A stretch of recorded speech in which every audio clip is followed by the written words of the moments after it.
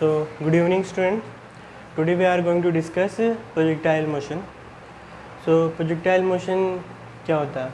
सबसे पहले हम पता करेंगे projectile क्या होता है.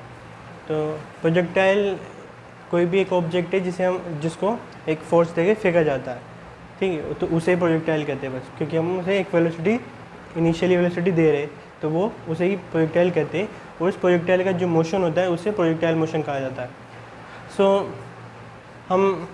हम प्रोजेक्टाइल मोशन को समझ सकते हैं इस डायग्राम से.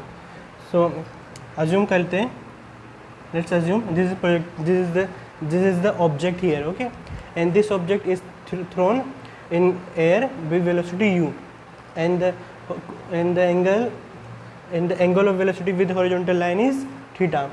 तो ये इस तरह से मूव करता है एक पैराबोलिक पाथ में और आगे जाके अर्थ को स्ट्राइक करता है. तो ये एक r डिस्टेंस ट्रेवल करता है x डायरेक्शन में, और जब ये ऊपर इस तरह मूव करता है तो मैक्सिमम h हाइट तक ये ऊपर जाता है. तो हम इसको स्टडी करेंगे और हम पता करेंगे किस तरह से इस पाथ पर इस पार्टिकल की वेलोसिटी चेंज होती है, ठीक है, और हम r का और h की वैल्यू को भी फाइंड आउट करेंगे. सबसे पहले अगर हम देखें तो यहाँ पर ये जो प्रोजेक्टाइल है उसकी इनिशियल वेलोसिटी u है और उसका एंगल हॉरिजॉन्टल थीटा है. तो हमें पता है u एक वेक्टर क्वांटिटी है, तो हम इसको तोड़ सकते हैं, ठीक है. तो हम इसको ऐसे x और y में तोड़ सकते हैं, तो u cos theta and u sin theta. So जो इनिशियल वेलोसिटी है x डायरेक्शन में वो क्या होगी, u cos theta, ux equals to u cos theta. उसी तरह इनिशियल वेलोसिटी y डायरेक्शन में हो जाएगी u sin थीटा. अब हम अगर एक्सेलरेशन देंगे, क्योंकि ये जो मूव कर रहा है एक वर्टिकल प्लेन में मूव कर रहा है, तो उस वर्टिकल प्लेन में हम एक्सेलरेशन देखेंगे. तो अगर हम x डायरेक्शन में एक्सेलरेशन देखें तो हमें पता चलेगा कि there is no acceleration in x direction because there is no force in x direction. Okay, so acceleration in x direction would be 0. Similarly हम देखेंगे कि y डायरेक्शन में कोई एक्सेलरेशन है कि नहीं, because it is moving in vertical plane. So in vertical plane we know the gravity acts on every object. So the acceleration in y direction would be minus g. So ay is minus g. Okay, so now we will find out what is the value of vx and vy. Okay, so after the t time this object travel a distance x and y. Okay, so coordinates of this object are x comma y after a certain time t. Okay, so we will apply the equations of motion. Okay, so first of all we will apply the equation of motion in x direction. So applying equation of motion in x direction. So what is the equation of motion? V equals to u plus at. So here we are using in x direction. So vx equals to ux plus axt. Now vx equals to, because what is ux? Ux is u cos theta. So u cos theta plus what is ax? Ax is 0. In x direction there is no acceleration, so ax is 0. Multiply t, so vx would be u cos theta. So in x direction the velocity of the object after certain time t is u cos theta, and we can see that the u cos theta is independent of t. It means the x directional velocity of the object does not depend on time and it is constant throughout the trajectory. Okay, so vx would be u cos theta. So x directional velocity of the object would be same. तो हमेशा इसकी velocity x direction में same रहेगी, u cos theta. अब हम दूसरी equation लगाए motion की, वो क्या है, x बराबर u plus ut plus half at square. क्योंकि हम x डायरेक्शन में यूज़ कर रहे हैं तो x बराबर uxt plus half axt square. Now फिर से हमें पता है कि x 0 है तो हम x 0 रख देंगे, और ux क्या है, u cos थीटा, तो वह मल्टीप्लाई t, तो x बराबर u cos थीटा t. तो इस ऑब्जेक्ट ने, इस प्रोजेक्टाइल ने जो t समय में, t टाइम में जो वेलोसिटी, जो डिस्टेंस ट्रेवल की है x डायरेक्शन में, वो क्या है, u cos theta t.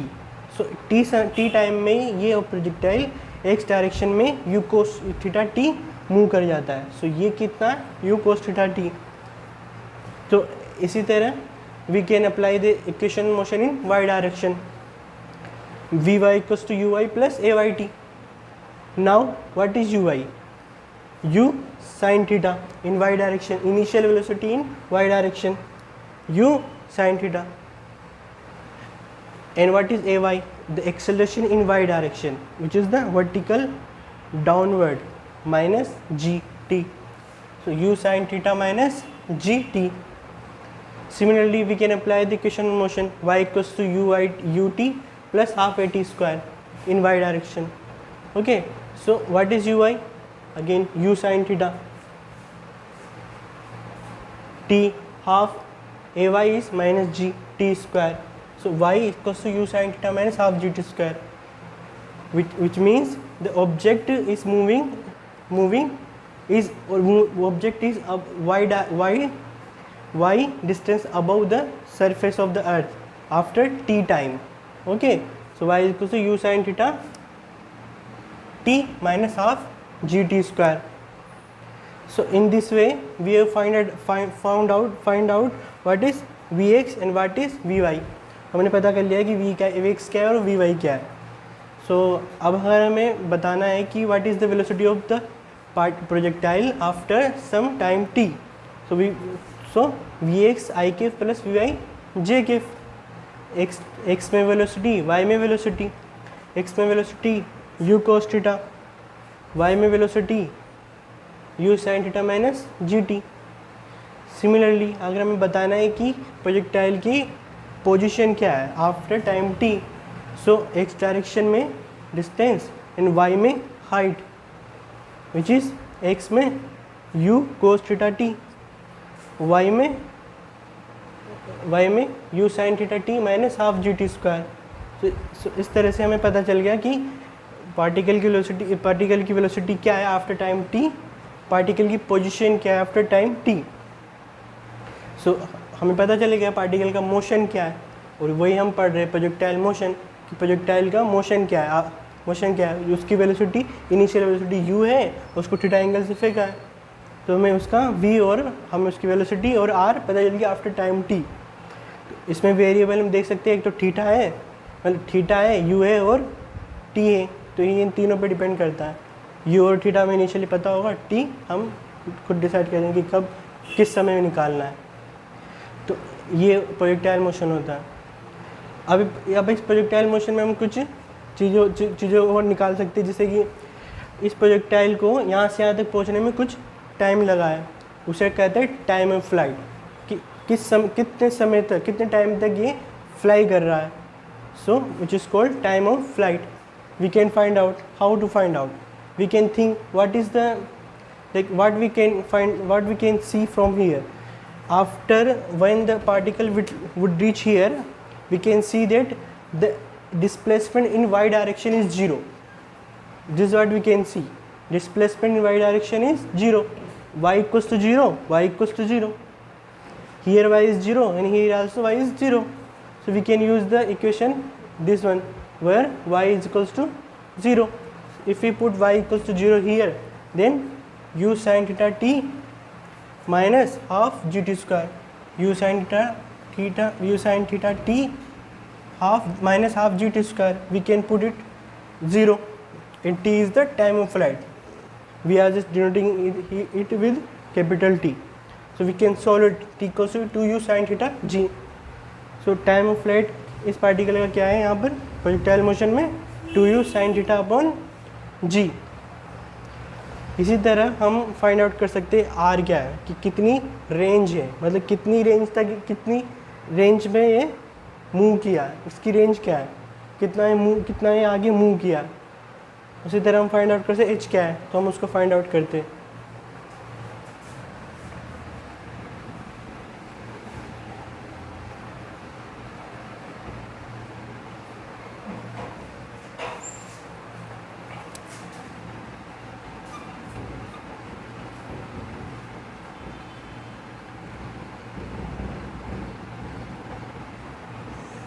Maximum height क्या है, हम सोच सकते हैं मैक्सिमम हाइट के लिए हम सोच सकते हैं कि यहाँ पर क्या क्या चीज़ हमें दिख सकती है।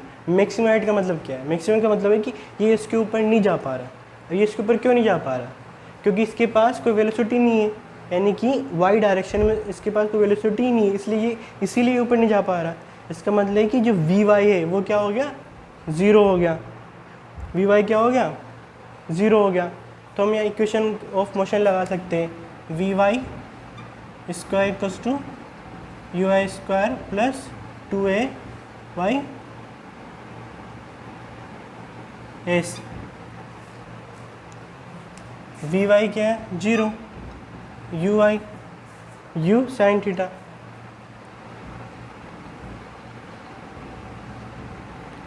Plus 2ay minus g. S is h. So from here we can find out h is equals to u square sin square theta upon 2g. So this is the maximum height which this particle would achieve in his overall motion. Similarly,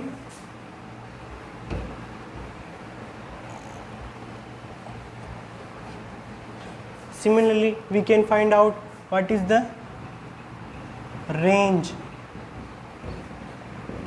of this particle, how much it would move. So what is the range? Range is just motion, distance travel in x direction. So x equals to u cos theta t. So we can put r is equals to u cos theta t. T is the time of flight, the total time taken in the motion. Theta a t. We know t is 2u cosine theta upon g.